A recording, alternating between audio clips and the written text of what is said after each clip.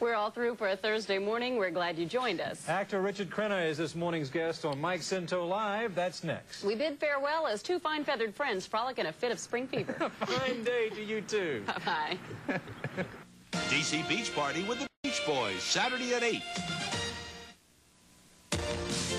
Now, live from the studios of 1290 WHIO, your chance to take part in the Miami Valley's only midday radio talk forum. 1290 WHIO and Television 7 proudly present this simulcast segment of the Mike Scinto Show. A former crew member on our television crew just asked you one of my questions. So I liked working with him, too. Yes, he was a nice guy. He was a nice guy. So long. Bye. Will there be a Rambo 4, Dick? Yes, there will. Okay. Is it in the works yet? Or they? It's there. They're working on a script at the moment, as I understand, and it was planned while we were doing 3, and it will be done. We'll probably start shooting it sometime next year. The National Coalition on Television Violence counts the episodes of, or the number of violent acts in Rambo's 1, 2, and 3, and it's something like 473 violent acts, or Probably it averages 573. Yeah. How do you feel about that? Well, I take exception to their position only, and not in terms of the violent acts, because it's violent action. But they have singled out, I think, Rambo, as opposed to jumping on Chuck Norris and Arnold Schwarzenegger, whose films are infinitely more violent. If you look at, you talk about violence, yes, but in Rambo you don't see blood. You don't see arms and legs torn off. You don't see bleeding. You don't see wounds. You see, I never thought about it, exception. But you don't. In 1, there's a scene where Rambo sews up an arm, his own arm, incidentally. There's a scene in 2 where a Viet Cong is blown up, but he just disintegrates. You don't see blood. You don't see decapitation, all that. You go to any Arnold Schwarzenegger movie and count the blood. There was more blood shed by Sean Connery and his death in The Untouchables than in all 473 episodes of violence in the Rambo films. And also, there's something else about Rambo. I don't know why I'm on a soapbox about Rambo, but I get kind of steamed about this once in a while, because I think they pick on Sly. I really do. I think that I think he takes a lot of the heat. They call senseless violence in the papers. The journalists call it Ramboism, where in effect Rambo is the guy. In Los Angeles, there was a guy riding around shooting people, randomly shooting people in automobiles, and they call him the Rambo killer. Well, in fact, Rambo would be the guy that would be in the car chasing the guy that was shooting the people in the cars. Yeah. So it's become the word has become misused, I think, in terms of its use as a vernacular word.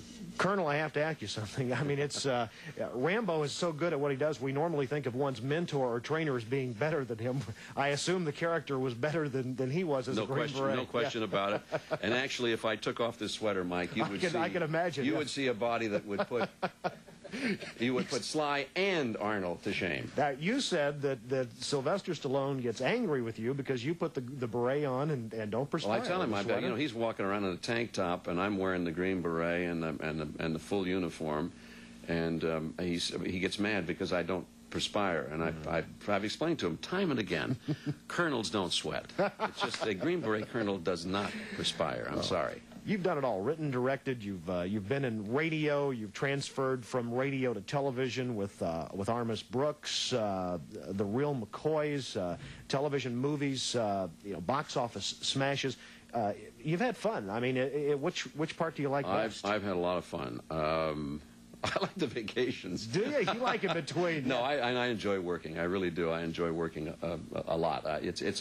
I think any actor enjoys working with good people, and it's been my privilege through the years to work with some really outstanding actors and actresses, and I've had a very nice run. I'm very privileged. What would you change? What would you do differently? I don't think I'd change much of anything.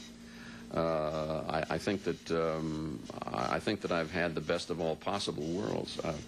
You always aspire to a kind. I mean, I'd like to be called Bing, and everybody knows who I am, or Bob, or know. I mean, but that comes to very few people. There are very, very few real stars in our business. There are momentary celebrities. As Andy Warhol said, everybody's a celebrity for 30 seconds, and I think that's true in our business. Do you become a star when Barbara Walters interviews you? Of course. Okay, so you feel good. What kind of tree are you, Dick? What kind of a tree? Yeah, that's one of Barbara's favorite questions. What kind of tree am I? I'm not sure.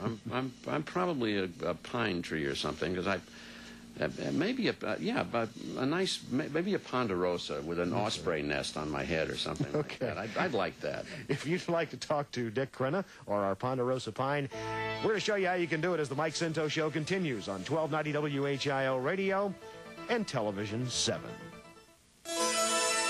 You can take part in the Mike Scinto Show by calling 457-1290 or toll free anywhere in Ohio. 1-800-345-1290.